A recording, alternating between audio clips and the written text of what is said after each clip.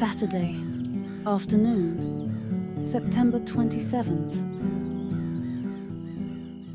I see Mom and Dad smiling, standing just beyond the crowd as I follow the procession through the terminal gate. Ever since Mom and Dad stopped worrying and began trusting me to make the right decisions for myself, I have been relaxed and happy to see them. I'm surprised at how much they have aged since I saw them 2 years ago. Or does it seem more so because most of the people I see regularly are more or less on my type of diet? Raw diets slow down the normal aging process or reverse it altogether. Gad, I wonder, would that have sounded pompous to anyone who hadn't experienced it? Or do Mom and Dad look older because I have been reliving my past and remembering them much younger? Dad looks, and always has looked, inherently physically stronger than Mom. I imagine him as a child on the dairy farm where he grew healthfully with fresh food, raw dairy products, and hard work. He is definitely healthier than his father, who was raised in Brooklyn in the mid-1800s when it was difficult to get fresh foods in large cities. Grandfather suffered crippling arthritis and strokes and died in his 60s. Amazingly, Mom's wearing slacks. This is the first time she's greeted me informally at an airport. I'm delighted she feels that relaxed. Looking into her eyes, I realize she has always had a stronger, balanced will and more self-esteem than Dad. I deduce that's because, as a girl, she successfully raised 6 of her 12 brothers and sisters while Viola, her mother, tended their drugstore where Mom's father was the pharmacist. Mom and I embrace and her hand automatically pats my back. I recall being an infant receiving that caring touch. Her perfume hides the nice smell of her body that I remember loving as an infant. Her salt and pepper orphan Annie hair tickles the side of my face and I giggle. The hug ends and I become an adult again, instantly. I turn to Dad and see that his wavy gray hair still has a trace of black remaining. Apart from his large stomach, he looks fitter than most of his peers. We hug and his squeeze feels encouraging, different from when I was a child. But then, I can't remember him hugging me after I was 3. I was probably somewhat of an embarrassment to him. I think the first time he was unforgettably impressed with me was 6 years ago. He watched me give an 8-hour seminar on nutrition. As we drive by downtown Cincinnati, nothing looks familiar to me. I try to keep my mind from anxious thoughts about Jeff. I notice autumn settling in. The leaves are turning. 10 miles farther, we pass the exit that would have taken us to Finneytown. I lived there from ages 7 through 18. I remember how grueling the cold weather was on me here. Like a hibernating bear, I would have slept through it if I could have. When I got a cold or flu, it lasted 1 to 3 months. Daily, I would fill 2 to 5 handkerchiefs until they were sopping wet. They made my pockets wet and me colder. I realize how much I enjoy cold weather now that I am healthy. And when I get a cold or flu, it lasts only 30 minutes to 3 days. Is there a health food store on the way to the hospital? I ask. I'd like to buy some eggs, papayas, and bananas. I don't know if they carry eggs, Mom says apologetically. Could we stop and see, please? Sure, Dad encourages. We do. They have eggs and the fruit I need. Mom points to Mercy Hospital. It's a small, modern 4-story building alone near the top of a green rolling hill. We pull into the parking lot. In a matter of moments, we will be facing Jeff. I seem to be ready for the battle ahead. Surprisingly, I feel calm and strong. Maybe it is my years, also because I no longer see doctors as my enemy. Doctors have not had power over my mind and body for 1.5 decades, but they see Jeff's body as a battleground. They are attacking it. I will defend him. It dawns on me that Jeff is Mom and Dad's first grandchild. I look at them and they look rigid, like foot soldiers wearing armor. They are protecting their feelings. I wonder if my wisdom and strength are enough to protect mine. I leave my blender and food in the car, and we walk toward the hospital. The smell of wet grass and drying pavement remind me of the damp day I entered a hospital for my first traumatic stay. A chill passes through me. It was early spring, the week before my 12th birthday. I had had a near-fatal reaction to my final polio vaccine. The vaccine caused an acute intestinal infection, deadly peritonitis. The doctors misdiagnosed my condition as appendicitis. I underwent emergency surgery. The doctors found my appendix normal. They removed it anyway. In case it would cause you problems in the future, the doctor said. Now was the third night after my appendectomy. The doctors hadn't properly diagnosed my problem. They never did. I still had fevers of 104 to 106 degrees. They packed me in ice, an agonizing process, to bring down the fever and prevent brain damage. I was in tremendous pain from the shots I received every 3 hours for infection or pain. Already I had had 8 shots in each arm, 7 high in the left gluteus maximus and 8 high in the right. I was sore on all sides. My front had surgery soreness and peritoneal pain. My left, right, and back sides had the injection soreness. I wasn't able to lie on any side without severe pain. I couldn't sleep more than 15 minutes before the pained area exceeded the painkiller's influence. I had to turn onto another side. My sleep was irregular and sparse. There was no escaping pain or the hospital. It was 10 p.m. when the nurse entered with her tray and needle. She rolled me onto my right side. It hurt, and I screamed. I pleaded for her not to inject me again. "It's for your own good," she preached and scolded. I watched the needle coming toward my bottom. I used every measure of energy I had to turn and knock the syringe out of her hand. The syringe hurled through space, twisting and turning as if in slow motion. In my imagination, I heard a wonderful crescendo of music. The nurse lifted the syringe, wiped the floor, and left. I fell asleep only slightly more relaxed. In deep sleep, my hip began to burn and cramp. I remember thinking, I am not sleeping on my back, nor on that hip. Why is there that much pain? The pain increased. I woke and felt the last fluid of an injection entering my hip. I cried, "The medicines aren't working. You're killing me. You're making the pain worse and worse." The nurse gave me a disbelieving smile. She proudly put the needle back on the tray. I remember how amazed I was that this Florence Nightingale could be so proud of her insensitivity and ignorance. "Have a nice night," the nurse said and walked out. If I had had the strength at that moment to kill her, I probably would have. I wanted to. But instead, I lay there crippled by pain. I cried for 2.5 hours. I fell unconscious from pain. In the morning, I gave the doctors and nurses such a conniption that they didn't give me any more medication. Consequently, I got the sleep I needed. I faked being well enough for 24 hours. They let me go home the next morning. Mom, Dad, and I reached the elevator. It opens as if waiting for us. We enter and Mom pushes the 3rd floor button. We don't look at each other or say anything as it ascends. With the motion of the elevator, I drift back into my experience in the hospital when I was 12. An intern stood towering over me. His manner was impatient and gruff. We had gotten off to a bad start 2 days earlier. He had asked if I had been farting. Since my Puritan upbringing had taught me that the word fart was taboo, I was shocked to hear it come from a doctor.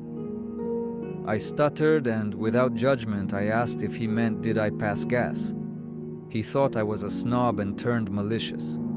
I was afraid to try and rectify the misunderstanding because of autism and my experience that doing so merely compounded resentment. "Sit up," he ordered like a sergeant. I moaned in pain as I sat up very slowly. "Don't pull that sympathy trick on me. I've seen too many appendectomies. I know the pain doesn't last more than a day and a half after surgery. You've been pulling this for 4 days now." He pushed hard on my lower abdomen. I screamed in pain. He smiled and said, "Look, your buddy over here came in 2 days after you. He was up and running around the day after his appendectomy. He doesn't scream when I push on his stomach, and he's going home today too." "I can't help it. It hurts. even when I move. It only made him angrier. He took my right arm, which had the IV needle inserted in it. He gently pulled one end of each of the 4 strips of tape that held the needle in my arm. He took firm grip on those ends, looked me in the eyes, smiled, and ripped the tape from my arm. The roundness of the needle pulled my flesh until the force tore my skin. I cried. "You act like a girl," he said. I intuitively knew he wouldn't hurt me more, so I continued crying to release the pain and frustration while he put gauze and tape over the bleeding gouge to stop it. 2 hours later, I was out of the hospital and on my way home. The elevator stopping sends a wave through my stomach. We step from the elevator and Mom leads the way toward Jeff. I feel nauseous. My heart misses a beat and then speeds up, pounding. The halls are empty, except for a couple of staff personnel. We pass many doors. Only a few patients have visitors. The patients are all connected to machines. Of course, this wing is eerie, I realize. This is intensive care. Numbskull. Numbskull. I haven't used that term in ages. Numbskull was something my parents called me, and probably what their parents called them. It never did help my self-esteem. Strange how old patterns surface when I'm back here. Mom stops at room 317. Jeff is steps away. For the first time, I visualize his cuts and bruises. I see him thrust and banged around inside the car. My adrenaline rushes. My heart pounds like a great symphonic drum sounding the battle charge. I take a slow, deep breath and enter the room after Mom. I wonder if it would have been polite to enter before her. We pass through a small dressing room-like foyer. It has a large picture window fixed with lavender Venetian mini blinds. This is the room where loved ones wait and watch while emergency personnel work. This will be my supply room. On the wall is a locked medicine compartment. There is a counter and sink where I can put my blender to make food formulas for Jeff when he recovers from the coma. Am I deluding myself? I see the end of the bed, the shape of Jeff's feet and legs under the covers. My blood rushes faster as the drumming of my heart pounds harder, louder, and faster. I see Jeff's arms and hands taped to boards so he can't bend them. Tubes run everywhere. A catheter empties his urine into a plastic container. An IV drips sugar water and chemicals into his right forearm. I feel queasy. I want to stop for a moment to settle down. I keep trooping behind Mom. I remember Jeff's face from the last time I saw him when he was 18. His smile was big and his complexion ruddy. The image disappears when I see 2 machines monitoring his body. Mary stands on one side of the bed, at the head, facing me. A nurse stands opposite her, obstructing my view of Jeff's face. They lean over him. Now I see his chin. His mouth gapes open, his lips are gray-purple. Oh my God, he looks dead. Oxygen tubes are strapped to his head and up the nostrils. His eyes are closed and recessed in unconsciousness. His skin looks waxy, ashen except where tubes enter his body, irritating him. Cuts spot his face. A long cut streaks his forehead. Another parts an eyebrow. The abrasions from the plunges through glass are swollen and inflamed.